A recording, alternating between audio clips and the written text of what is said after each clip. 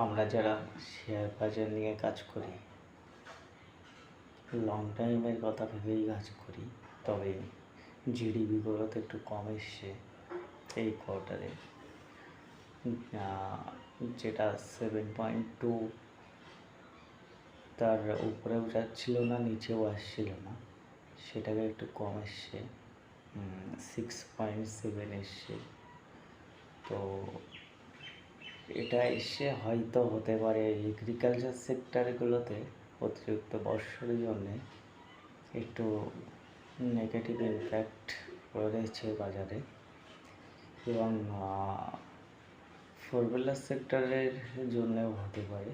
পরের কোয়ার্টারের রিপোর্ট না আসলে বোঝা যাচ্ছে না কী হতে পারে, তার কারণ টু হুইলার সেক্টরের সেল খুব খারাপ, ফোর হুইলার সেক্টরে সেল খুব খারাপ, সেই জন্যে ইনভেন্টারি অনেক আটকে আছে।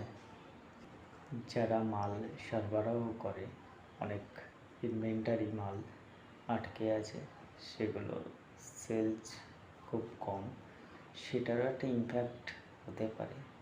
তবে বাজারে একটু কারেকশান হচ্ছে, এই সময় ভালো ভালো শেয়ার কিছু কেনার বা আগামী দিনের জন্য ভেবে কিনে রাখার ভালো একটা সুযোগ।